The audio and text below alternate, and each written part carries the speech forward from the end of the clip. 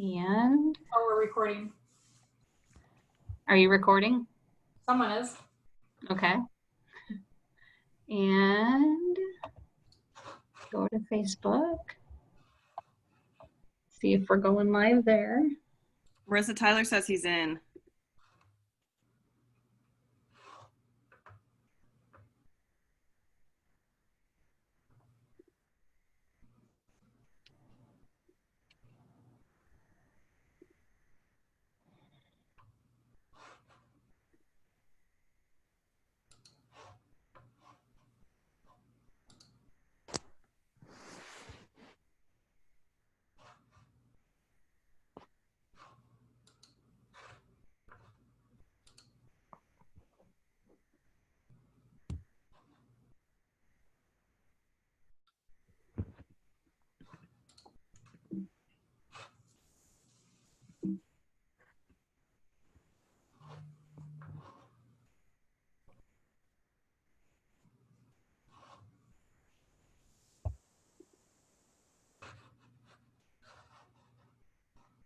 Oh, we have 12 participants. Welcome, everybody.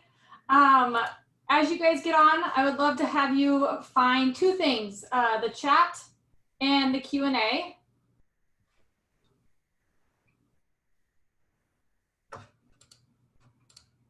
And in that chat window, what I would like you to do is, if you see on the right-hand side of my screen, it says, as you join us, please share one motivational word or a quote with all of those attendees that are coming. This is, as we go through this, we're going to model a lot of our engagement strategies. So this is one of our engagement strategies we're modeling. So people have something to do right when they get in to kind of get their brain warmed up.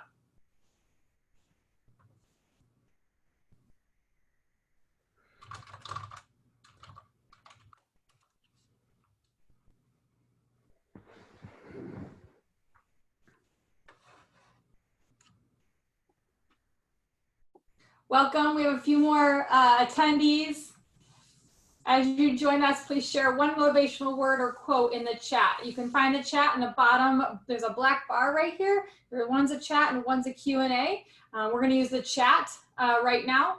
And so if you could open up that chat window and type in your response and send it to all panelists, so we can have some motivational quotes coming at us this morning or this afternoon. Thank you, Robin. Yes, we are all in this together. Even this webinar, we're all in it together. Welcome. Hi, Terry. Yes, perseverance. Thank you for joining us, Terry. We love seeing our Heartland folks join us.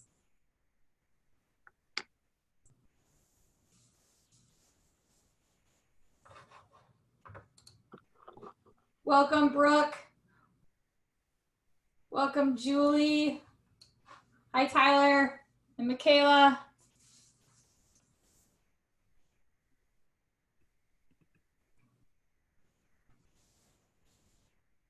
All right, we're gonna get started in one more minute. You got that word or that quote, throw that up in the chat for us.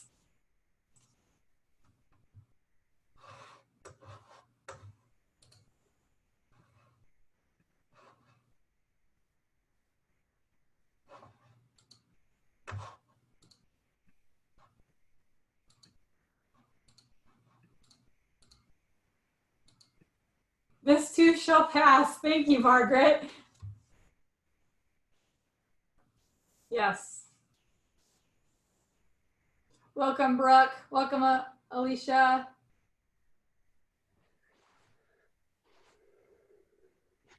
All right, it is 2 o'clock and we are going to get started with our webinar this afternoon. Thank you so much for joining us. This is welcome to the Iowa AEA webinar series. I hope you have come to the right spot if you're looking for a webinar on engagement. This series is put together to support the Iowa educators that we have very meaningful technology integration heading back into school. And we appreciate having many of our district partners joining us throughout the series and to share what's working in their classroom, whether they're face-to-face, hybrid, or online. Today, we first of all want to know who's here. And so you'll see in the slide number 2, can one of you guys put the link to the slides in the chat if it hasn't already been put there? Thank you. We'll look at the slide number 2. There's a bit.ly. We'd like you to go to that bit.ly and fill out that form. I'm going to give you 30 seconds to fill out that form. For those of you, just so we know who is joining us today. Welcome, Joanne. Welcome, Julie and Corey.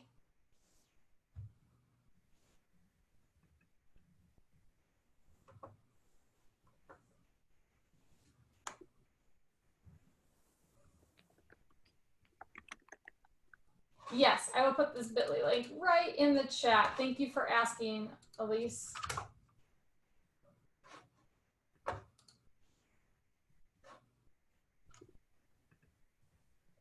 And then Emily, if you could put the link to the slides too, that'd be great. All right, we're gonna keep going. If you guys are probably still filling out that form, and that is great, we can still continue to talk while you do that.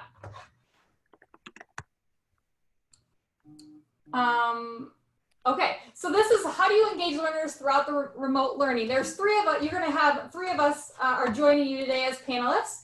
We have myself, I am Marissa Dahl, and I am one of the instructional technology consultants at Heartland AEA, and I'm gonna let the two other panelists introduce themselves. Hi, I'm Elizabeth Ahrens, and I am a professional learning and leadership consultant with Heartland AEA. And I'm Emily Reynolds, and I am a literacy consultant with Heartland AEA. Thank you. Just as a reminder, while we get started, someone's setting some expectations while we get there. I see someone needs the bit.ly for the link again. If you can put that bit.ly up on the Zoom chat. There is a Q&A as well. So we have two windows we're going to work from. The chat is where we're going to have some you guys, we're going to ask that you guys engage in the chat. But then also if you have questions for us, we have some panelists and some folks in the behind the scenes that are going to be answering those Q&As. So in the Q&A, you can post your questions there. I see Julie has asked if you can get the sign up link again. So I think one of us can provide you with the answer or provide you with the link there. And so, yeah, thank you so much. Those are the two things that I need you to look through. We are going to get started today. As we go through this, we're going to, like I said in the beginning, we're going to model some of our engagement strategies. One of those engagement strategies is having an agenda before we meet. So our agenda for our webinar is we're going to go over a little bit of UDL. We're going to share 3 different strategies, and then we're going to also share those quick wins. Sometimes we don't always have time to plan out some of the engagement things. So we're going to have some quick wins as well. And then you'll see our target standard at the bottom, which we want to be very transparent and also help us focus a little bit on those objectives to make sure that we are best utilizing our time together. We're going to start with what is engagement. The picture on the left has actually came from the book Engagement by Design by Douglas Fisher. And he talks about the importance of having relationships, and also the challenge and the clarity in the examples and in the work that we're having our kids do. And so when you're thinking about planning for upcoming lessons, we want to make sure that we're clear about the standard, we're clear about the expectation. We're also keeping our kids we're expecting high levels of work from them, so that it's also a challenge for them. So it's not just a drill in practice. We also, another thing that Douglas Fisher has just recently put out to go along with is this, the distance learning workbook or playbook as well that we're gonna quote throughout the book or throughout the webinar. But he talks about 3 different kinds of engagement: the behavioral engagement, cognitive engagement, and emotional engagement. We're gonna hit on that cognitive engagement. When we think of the behavioral engagement, it's kind of like, I need you to come to Zoom at 8 o'clock in the morning, you're gonna come on, you're gonna get ready to work. That's engagement, or that's behavioral, the behavior that they need to exhibit. But then also we want to try to get to that cognitive engagement. So all of the strategies today are more about the cognitive engagement than they are less about the compliancy. When thinking through some of the instructions, and I know I'm not going to do this justice, but I wanted to make sure that you guys knew a little bit about the universal design for learning. One of their principles is engagement. And the idea behind the engagement strategy is being able to have these guiding principles that you can, that helps plan for instruction that will increase engagement, such as giving voice and choice to students. So giving them interest in things. You want to give them choice so they have more interest in completing the work. But you also want to make sure, just like I said before, that clarity. So around the sustaining effort and persistence, you want to make sure that the goals and the objectives are there, and there's clarity in the expectations that you want students to know and be able to do. but then also more important than anything is that self-regulation. You know, students are not always going to be face-to-face with you. And so for some of us, so we want to make sure that students are in charge of their learning more now than they ever have been. So how are they going to self-regulate themselves to know when they need a break, when they need to get on, and how they can and build that persistence to make sure their work is complete by the time the teacher has asked them to. So that is a little bit about the UDL. I have a link there. There's some really great videos as well, but they have some stuff to think through while you're planning for instruction to increase engagement. The last one until we get to our first strategy is 7 strategies designed to engage students in synchronous online discussions. These are some of the things that we've already modeled, such as providing an agenda. Now we didn't know who was going to be attending today, but if I had a set of students, I would send them out a list of the agenda and also some questions. Hey, when we come together at 2 o'clock today, I want you to bring your questions about engagement, or bring how to engage your students during a certain strategy, or hey, how do I do this? And so I want that's something that if we would have known who was coming, we could have those ready ahead of time so that we can engage in that work right away from the get-go. Thinking about icebreakers, definitely using that chat like we're going to model today, and then also keeping it shorter. The shorter, the better. So our first strategy that we're going to go over that Elizabeth and Emily are going to explain is quiz trade. All right, thanks, Marissa. So quiz trade can be done either in person, in a socially distanced classroom, or virtually. The idea is that the teacher creates 8 to 12 questions, depending on your class size and how long you want the activity to take. And you write the question on the front and the answer on the back. Why do we write the answer on the back? We write the answer on the back, one, to ensure that students feel safe within the classroom environment, knowing that they have that answer can just give them a real safety that they won't have if you do not provide it. The other thing that it does is ensure that misconceptions or wrong answers don't get spread. So those are the reasons that we give the kids the answer, because we want them to have the right answer during this review activity. So quiz trade works best with kind of your lower level skills. So if you're in an SRG environment, we're thinking our level 2s, maybe vocabulary we need kids to memorize, or some grammar aspects. But your less complex questions are going to be where this strategy really fits best. So essentially each student receives a question and stands up to find their first partner. Now, pre-COVID, you would give your partner a high five. Post-COVID, we'll probably do an air high five and stand 6 feet apart, but that's our reality now. So they will do their air high five to solidify their partnership. And then partner 1 asks their question and partner 2 answers it, or receives coaching from partner 1 if they don't know it. And then partner 2 asks partner 1 their question. After both questions have been covered, the students trade their cards. And the trading is incredibly critical, because the goal of quiz trade is for kids to get exposure to all of the questions, not become an expert on the first one that you gave them. So with them trading, then we're increasing that exposure that they get as we go through the activity. If 2 students have the same card, I would strongly recommend having them, giving them a different card, so that again, we increase that exposure. During this activity, I always recommend having a timer. Number 1, it helps keep the kids on track, but it also keeps us on track so that we don't just keep going in circles over and over. And again, this can definitely work in a virtual environment, and Emily is going to give you a few tips if you are in 100% virtual. So a few quick tips for using this strategy in a virtual or socially distanced setting are that it can be done in Zoom breakout rooms, so students are able to be placed into small groups.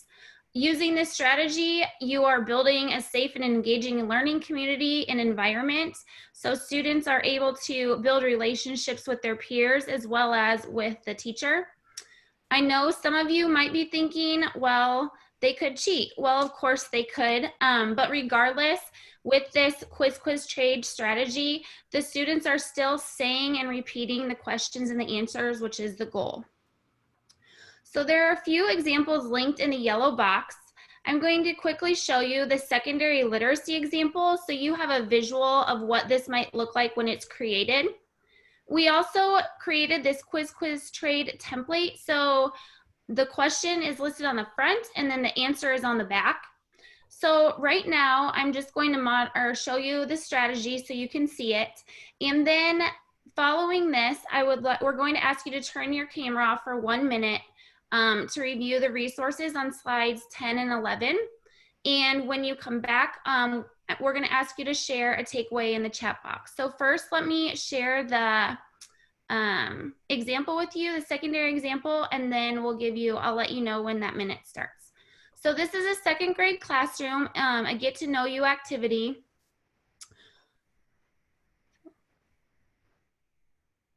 Oh, Marissa, did you click ahead? Nope. Yes, I did. So this is the quiz trade example. Okay, so thanks. I saw that and I was like, okay, so here's the quiz trade example. It's secondary students, so middle school or high school.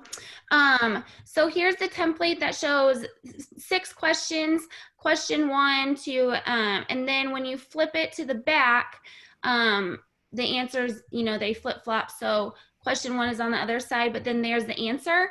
So the template's already created for you. So all you would have to do is go in there and write your own questions and answers.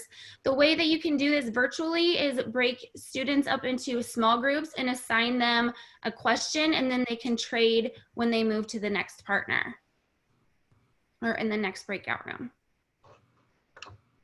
So we're going to pause for a second. I'm going to give you some time because I know we clicked through a few of them. Like Emily said, we're going to have you look over slides 10 and 11 and take a look at those 2 things. So if you, and then we're going to come back in 1 minute and we're going to have you guys share in the chat one thing that, one of your takeaways.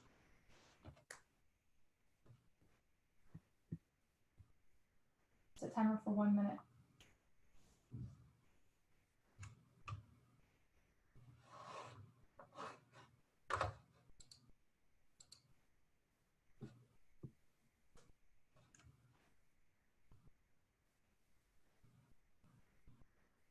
If you're still looking for the slides, they are in the Q&A.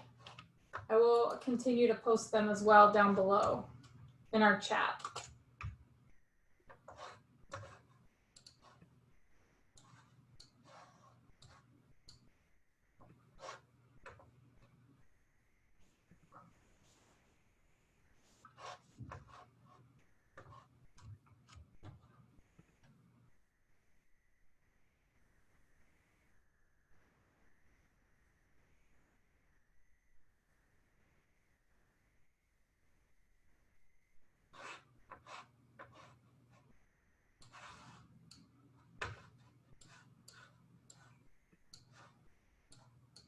You're welcome, Robin.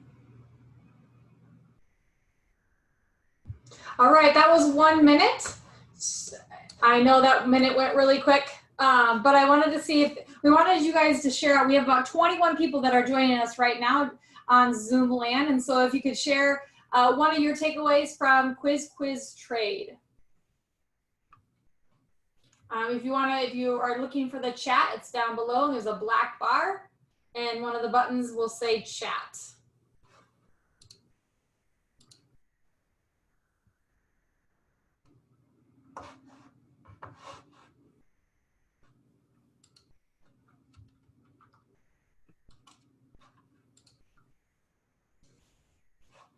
Nobody want to share? Corey or Christy or Michaela, Quanell, Sheila.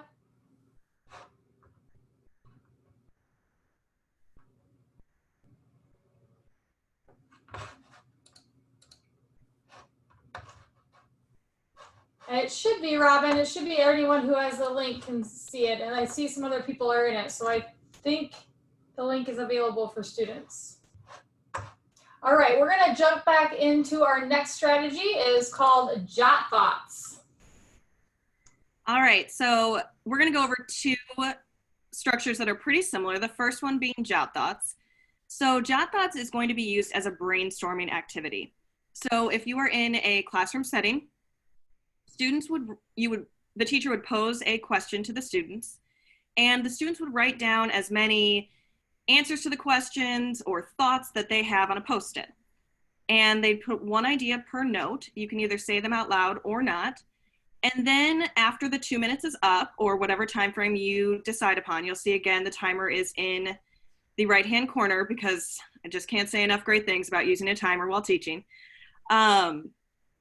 So the students would then spend another set amount of time, let's say 3 minutes, putting their heads together and identifying trends within their Post-its and ideas or answers. And it really doesn't matter what trends they identify, because the whole goal of this strategy is for students to learn from one another, brainstorm with one another. So how they put it together doesn't really matter, because the goal is to learn. The quick write is just something where the teacher poses a question and students write an answer on a note card, notepad, whiteboard. Marissa will go over some other ideas in the virtual setting, but this can be done at the beginning of class, in the middle of class, as an exit slip. But the idea being, you set a timer and you ask students a question, and it's that quick and easy way that you can assess where they're at, how engaged they are, and how you might need to shift the lesson moving forward based on their knowledge. And you'll see the image we have on the screen is actually a jot thought example that we have from one of our classes. As they watch a webinar, they are asked to write down what engagement is to them and their takeaways from a video. Some of the ideas to do this virtual, and that is a great question. We will get right back to that question. I'll have Elizabeth answer that question as soon as we're done with jot thoughts.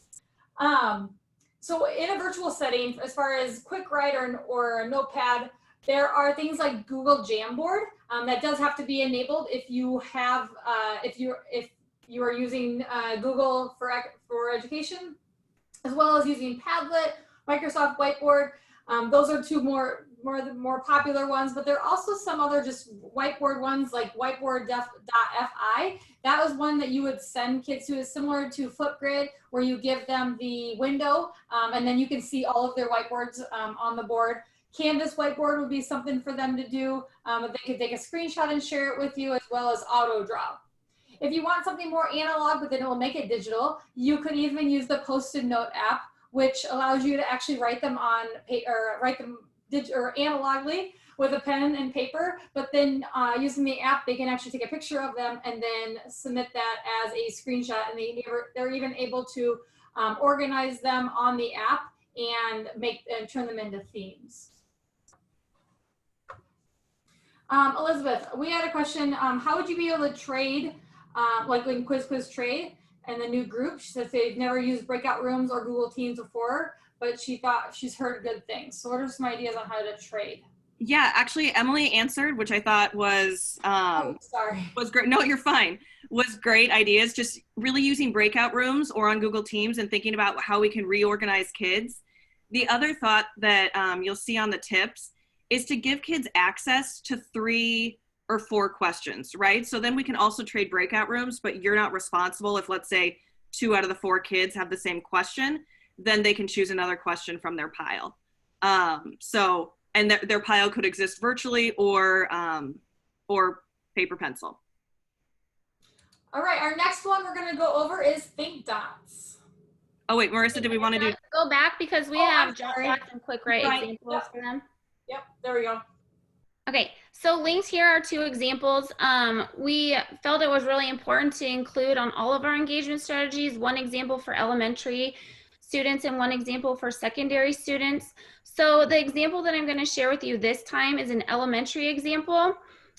This example is an activity, as a get to know activity you could do with your students to build relationships and build that community. So we're going to go ahead and watch this video, and then again when we come back we will give you a quick we're going to ask you to do a quick write. So we're going to ask you to engage in this strategy and type in the chat box something you've learned so far about student engagement. So Marissa, if you want to go ahead and start the video, that would be great. Hi everyone.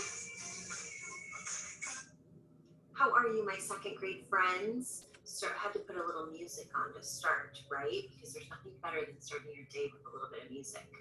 All right, so my name is Mrs. Tiggis. I'm going to be your second grade teacher this year, and I can't wait. I'm so looking forward to it.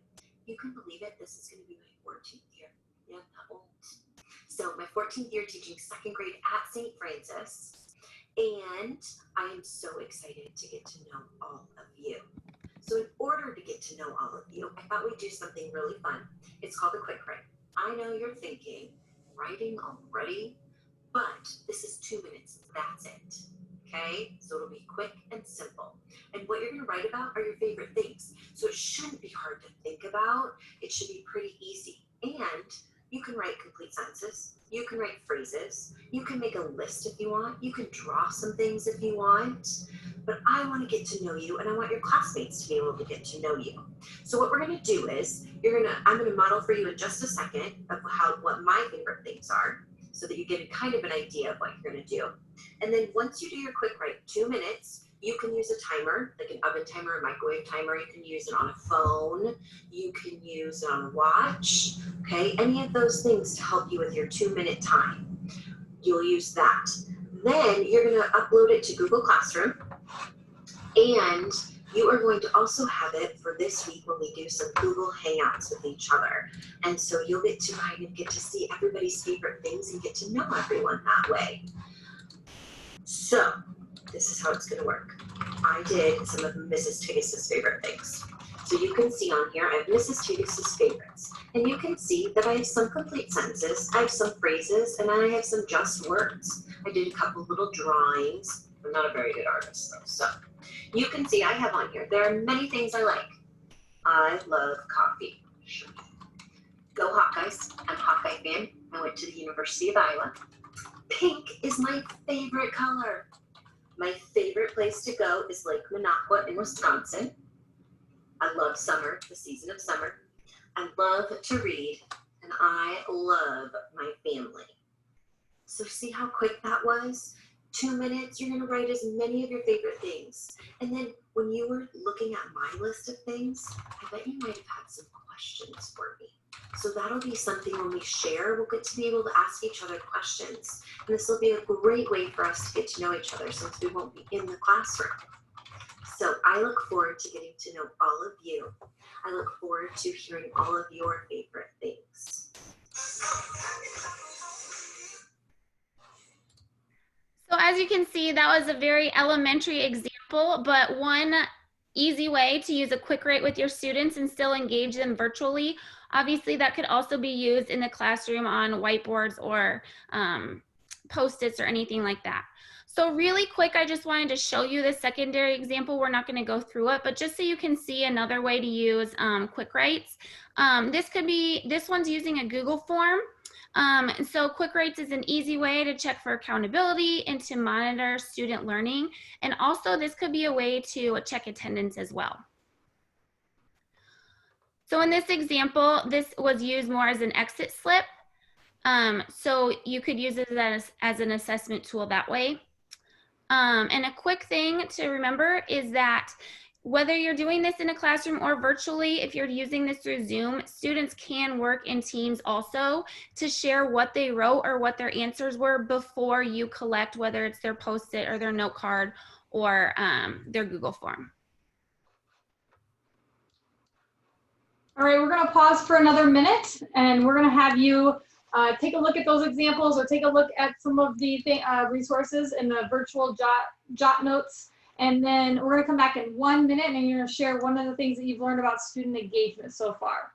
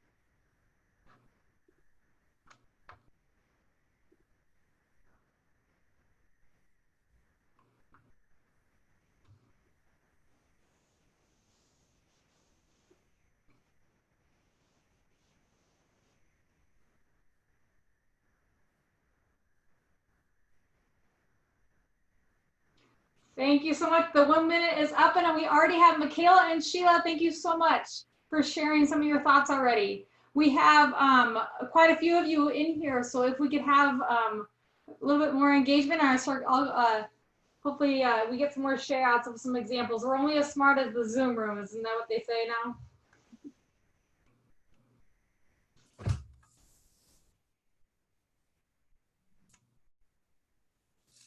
Also, Michaela, I noticed that you said you really like the examples. All of the examples that we have linked in this are from participants that have taken our engagement course. So engaging participants during remote learning, part 1 is the course that we have available through Heartland right now. So if you are liking these examples or would like to learn more engagement strategies and get some more examples, feel free. We'll add the link at the end that you can register for the course. All right, we're gonna go to Think Dots. Okay, so Think Dots is essentially a way to get students to answer more difficult questions while playing a game, because who doesn't love to play games? So essentially the teacher poses 6 different questions, and you'd want to make these somewhat generic, where you could use, let's say, a social studies textbook or a science reading about, a famous experiment, or a, text within the literacy or English classroom. So you want to keep them somewhat vague. And essentially what you do is just give the students dice and let them roll, and then they answer the question of the number that they rolled. And it's pretty easy, it's pretty intuitive, and the kids really enjoy it.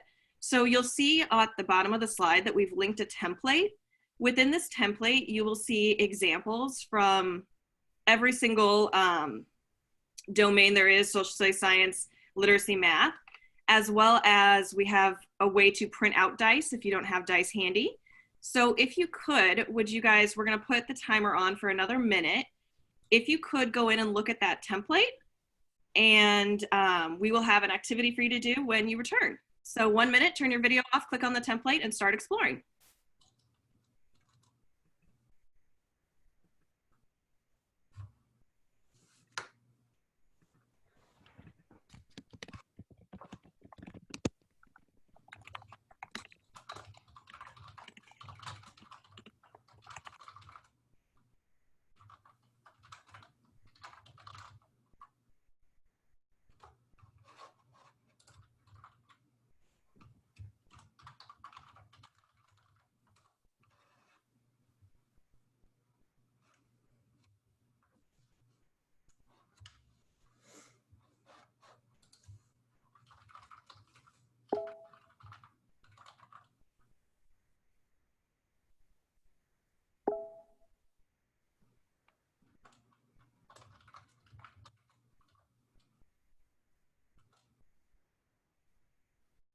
Yes, Maggie, they do love dice games. And also we're gonna share some virtual ways to do some dice as well.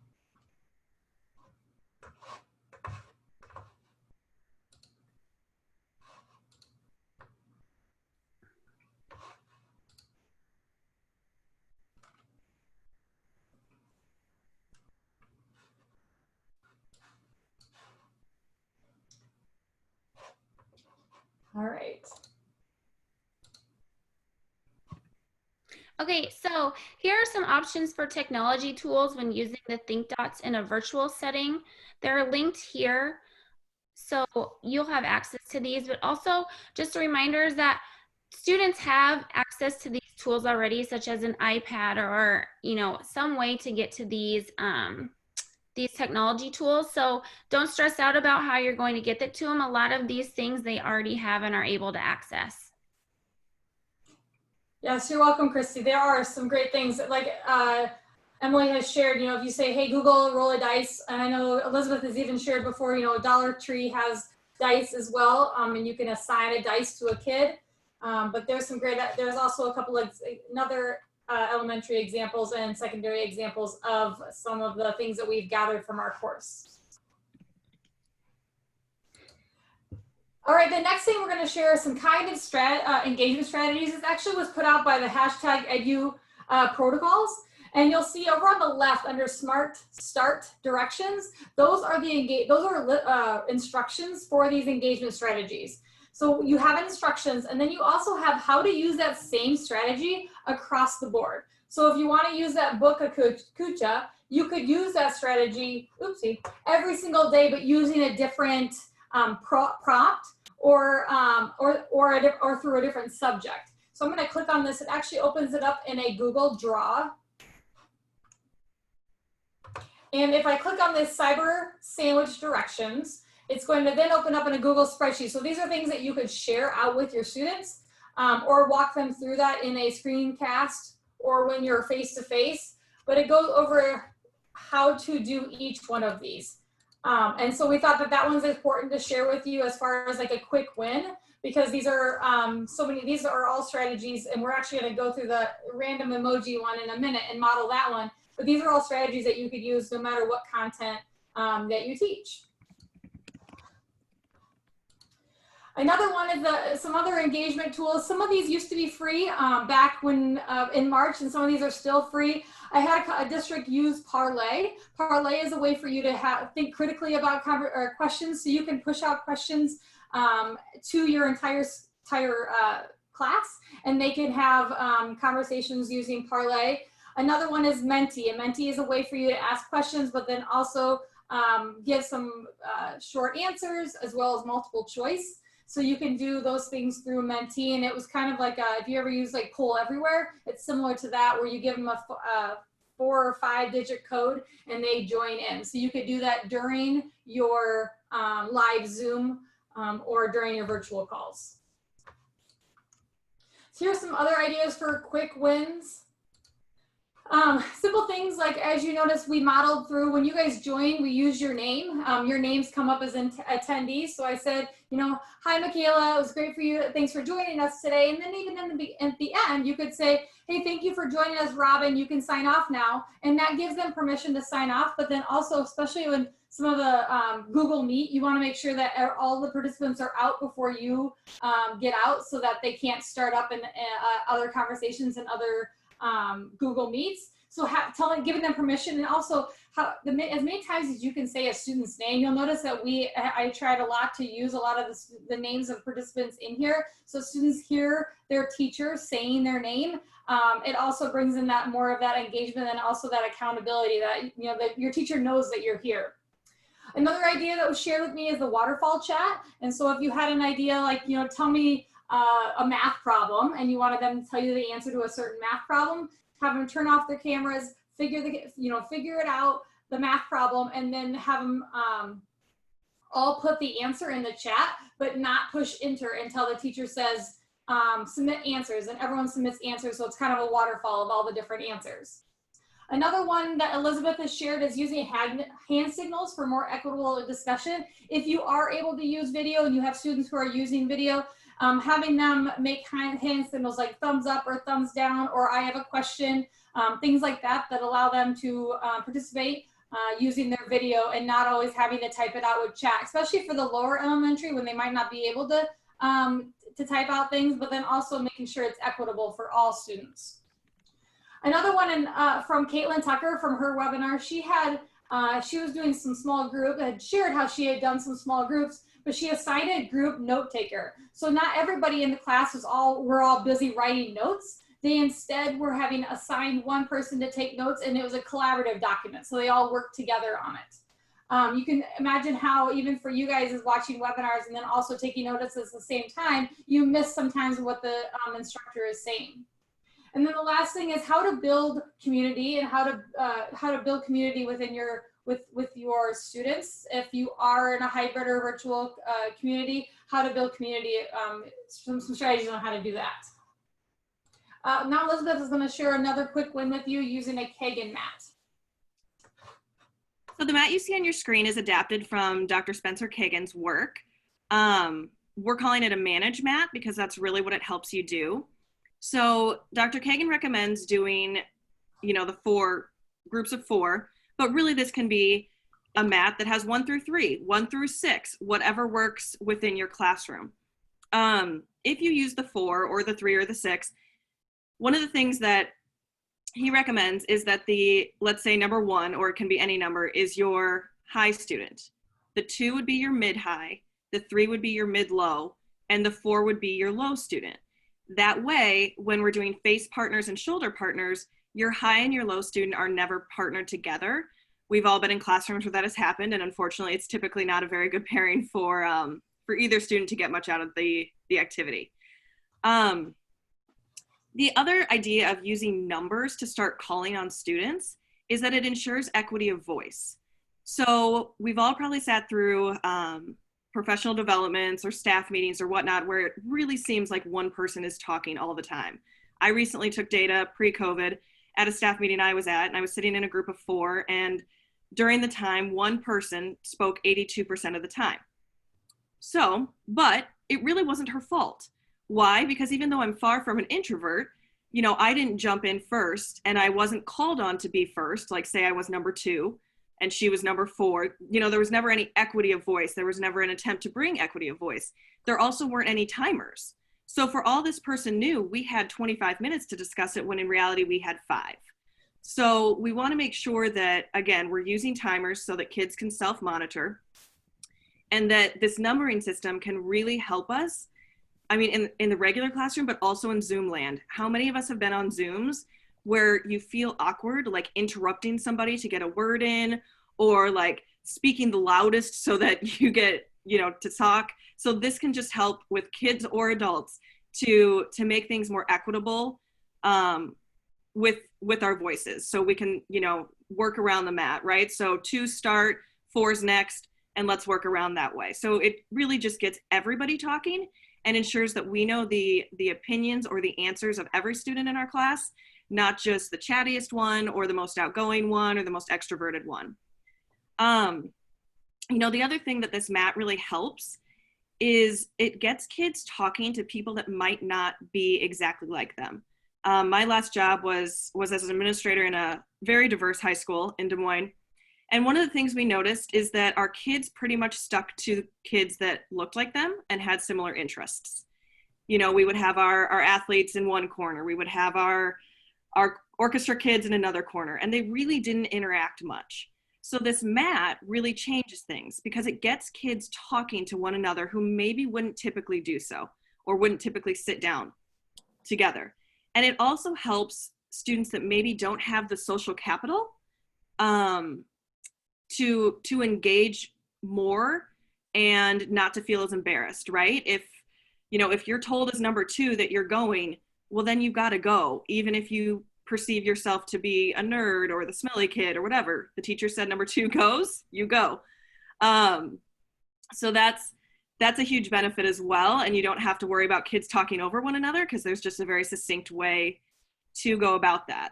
And also thinking about the socially distanced classroom, or just whatever, all of our classroom setups are different.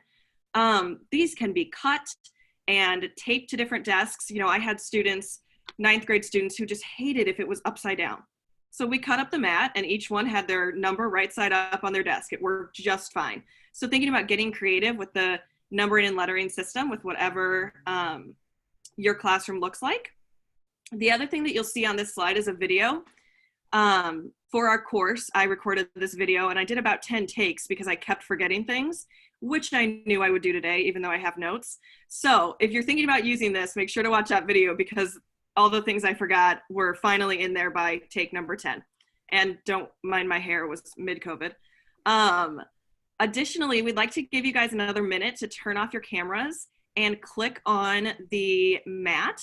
In it, you will see personalized mats that we've made for different districts per their request, as well as directions and an early childhood mat. Heartland can print these mats for you and laminate them through our creative services.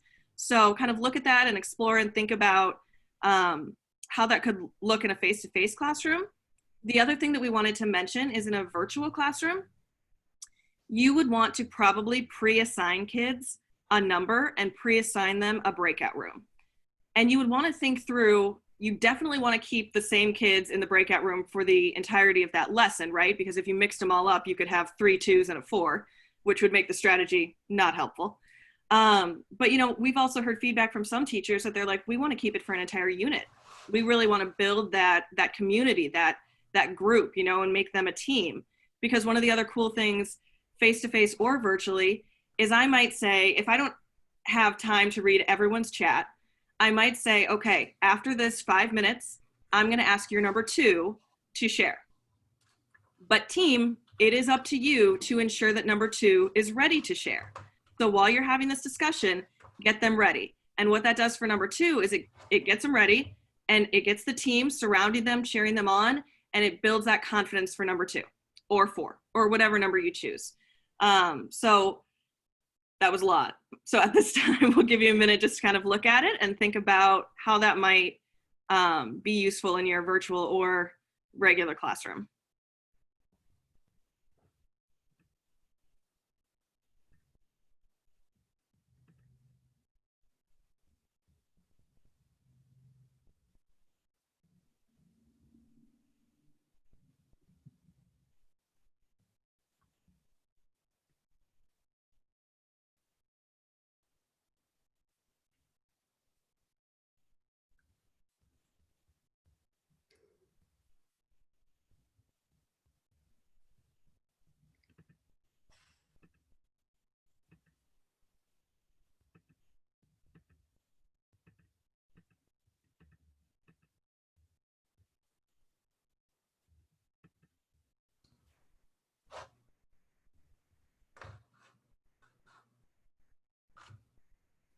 We're back. Okay. We all back on? Can you hear me? Mm-hmm. Okay. So we're going through the counting mat still? We're on adding emojis. Oh, okay. I do not know what happened to my internet just now. Okay, so adding emojis, what's one of the things that you can allow students to like manage themselves a little bit more? So if they knew that there was something to read or something to watch, they would look for those icons throughout either Google Classroom or Canvas or in Zoom or in Google Meet. They would have those set icons, just like you'll notice that we modeled the little stop sign to the right of the screens that we wanted to make sure we stopped.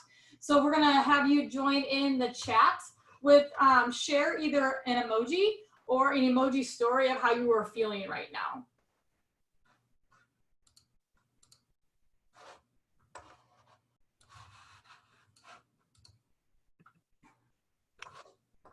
You can add emojis if you're in Chrome. You can add them by going up to Edit and going down to Emoji. That's how you can find yours right now. And if you click on one, it should go right in the chat.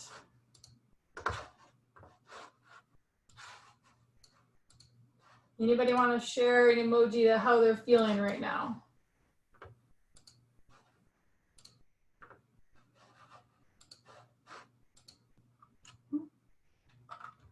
All right. You guys want to, are you still maybe trying to find them? You guys can share your emojis in that chat as we go on. Oh, no, hi. There you go. You can explain them too. You can add them through, I was trying to add them right now, but I'm thinking since I'm sharing my screen and I'm using 2 different screens right now, they're not working for me right now either. So that's probably why. Okay, we're gonna go on to, Marcia Keish has thrown in a lot of resources for, oh, there you go. Thanks, Kelly, you figured it out. Nice work. For blended learning, hybrid learning, virtual learning. She's definitely somebody that I have used a lot of her webinars to help either A, teach our class, as well as learn how some things to share with you. And so a lot of people found this flyer helpful. And so thank you, Terry. Ideas are popping. Love the popcorn. So there's a link to the flyer there. 10 ways to generate higher levels of student engagement. I also have a link to her YouTube channel that I, at the end of this webinar, that, like I said, that are very helpful when thinking through and planning for instruction. Okay, so here are some of the resources that we use and sources we use in case you were wanting to dig into these a little bit more. And then here's some additional resources linked in as well. You'll see I added one of the engagement strategies that we've used a lot is that first one that from Marcia Keish, but I also linked in her YouTube channel. as well as some other ones from Matt Miller, and AJ Giuliani has shared some too. So if you are wanting to learn more engagement strategies and more ways to implement them either virtually or in your classroom, we're offering another section of our course, which is engaging participants during remote learning part 1. This section will begin on September 2nd. You can click on the link to register. And for those of you that might have already participated in our engaging participants during remote learning part 1, we are eager to release part 2, which will include student choice and flexibility, hopefully very soon. It's under construction at this point, so hopefully soon. Michaela, I'm so glad that we've given you so many resources. We tried to narrow down some of the most popular ones from our class, as well as some of the things that we pulled from the recent materials that we've gathered. So I'm glad that you have some good ideas. Any questions from our participants?